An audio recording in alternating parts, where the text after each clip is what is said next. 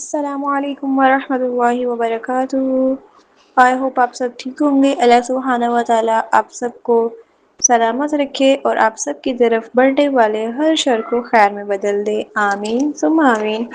سورۃ السجدہ آیت نمبر 28۔ وَيَقُولُونَ، اور وہ کہتے ہیں، متی، کب ہوگا،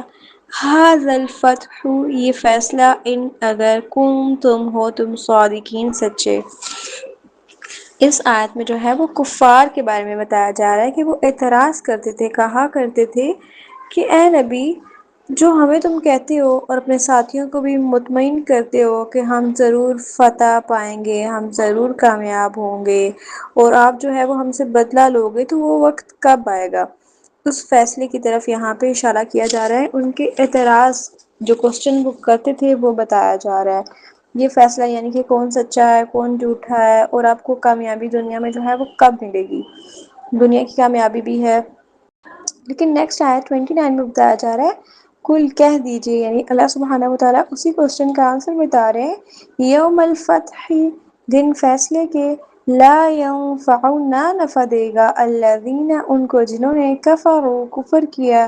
ایمانہم، ایمان لانا ان کا، ولا، اور نہ ہم وہ، ینظرون، وہ مہلت دیے جائیں گے۔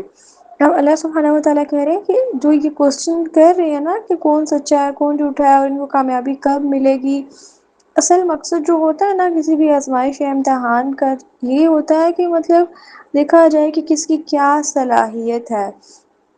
اور کتنے ہی مواقع آئے ایسے جہاں پہ اس ٹائم کی، اگر نبی صلی اللہ علیہ وآلہ وسلم کے دور کی بات کی جائے تو لوگوں کی منافقت جو ہے وہ کھل کے سامنے آئی تھی، کیونکہ بہت سے لوگ جنگ میں نبی صلی اللہ علیہ وآلہ وسلم کے ساتھ کتنے ہی غزوات وغیرہ میں شریک نہیں ہوتے تھے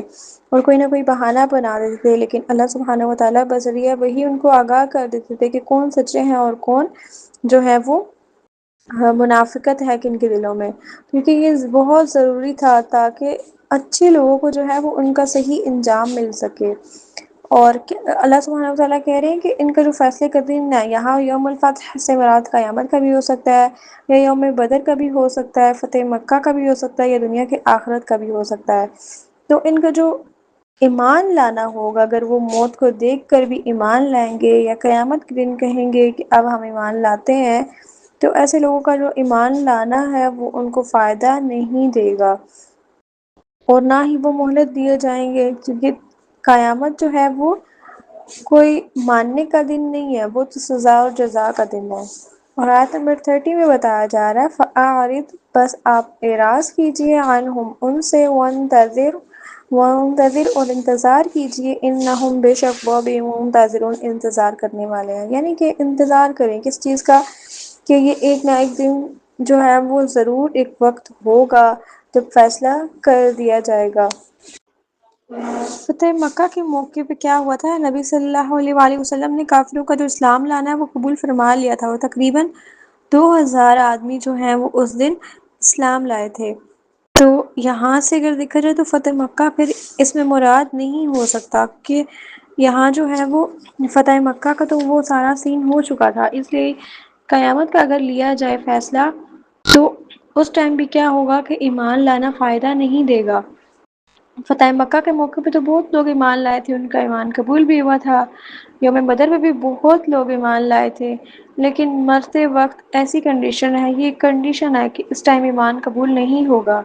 اور قیامت کے دن تو پھر بالکل بھی توبہ جو ہے وہ قبول نہ کی جائے گی۔ اسی طرح اگر ہم 5 سٹوریز دیکھیں تو بہت سے واقعات ہیں، جیسے شیب ابی طالب کا واقعہ ہے، اور موسیٰ علیہ السلام کو بھی دیکھا جائے تو مطلب کتنی زیادہ رکاوٹیں آئیں۔ شیب ابی طالب میں جو ہے وہ 3 سال رہے نبی صلی اللہ علیہ وآلہ وسلم، تو وہ کیا تھا کہ اللہ تعالیٰ جو ہے وہ اپنے طریقے کے مطابق جو ہے وہ انسان کو مختلف راہوں سے گزارتا ہے۔ ہم یہ سمجھتے ہیں مشکلات آئی ہیں تو بس جلدی سے یہ مشکلات ٹل جائیں، جلدی جلدی ہماری لائف میں جو ہے وہ خوشیاں آ جائیں، تو ایسا پاسبل نہیں ہوتا۔ سم ٹائمز انسان کو جو ہے وہ بہت زیادہ بڑا کچھ دینے کے لیے چھوٹی چھوٹی آزمائشوں سے یا سم ٹائمز بہت بڑی آزمائش سے بھی گزارنا پڑتا ہے، اور پھر آزمائش کی جو راہ ہوتی ہے نا، اسی میں پتہ چلتا ہے کہ کس کا یقین کتنا سچا ہے۔ ہم لوگ یہ کرتے ہیں نا کہ کوئی بھی اگر سچویشن ہو جائے تو فوراً سے صبر نہیں کرتے، ہم سب کو بتاتے ہیں اور اینڈ میں سب ہمیں کہہ دیتے ہیں صبر کریں صبر کریں، اینڈ میں ہم کہتے ہیں ٹھیک ہے ہم نے صبر کر لیا، نہیں، صبر تو اسٹارٹ میں ہے، مطلب فرسٹ اٹیمپٹ، جیسے آپ نے مجھے بتائی فوراً اللہ تعالیٰ کی طرف رجوع کریں، ہو سکتا ہے اس میں آپ کے لیے بہت بڑی خیر ہو، وہی ایک چھوٹی سی آزمائش آپ کو بہت بڑی آزمائش سے بچانے کا ذریعہ ہو۔ اور بہت سی چیزیں جو ہیں وہ ہماری مرضی کے خلاف بھی ہوتی ہیں، تو ہم خود کو سنبھال نہیں پا رہے ہوتے سم ٹائمس، تو پھر اس سب سچویشن میں بھی ہمیں کیا کرنا چاہیے؟ اللہ تعالیٰ سے امید رکھنی چاہیے کہ وہ ہمارے حالات جو ہے وہ جلد بدلے گا، جیسے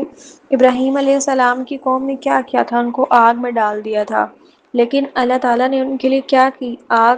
ٹھنڈی کر دی۔ اسی طرح لوط علیہ السلام کی بستی والے نے کیا کیا تھا ان کے ساتھ، اسی طرح یوسف علیہ السلام کو جیل میں رکھا، موسیٰ علیہ السلام کو بھی، اس طرح باقی پیغمبروں کو بھی، تو کیا ہماری زندگی جو ہے یہ امتحان ہے ہمارے لیے، اور دنیا میں کی جو چھوٹی چھوٹی تکالیف ہیں ان سے جو ہے وہ ان میں پڑھ کے یا انہی کو سوچ کے ہم نے اپنا پرپز آف لائف جو ہے وہ ویسٹ نہیں کرنا ہے، بلکہ یہی سمجھنا ہے کہ یہ چیز چھوٹی آزمائش ہے، اور قیامت کی جو ہے سختیاں اور آگ کا عذاب، اس سے یہ سب چیزیں بہت زیادہ چھوٹی ہیں۔ اور آج الحمدللہ سورۃ السجدہ کمپلیٹ ہو گئی ہے، اللہ سبحانہ و تعالی ہم سب سے دین کا بہترین کام لے۔ اللہ سبحانہ و تعالی اگر اس میں کہیں بھی کوئی بھی غلطی کوتاہی مجھ سے ہو گئی ہے،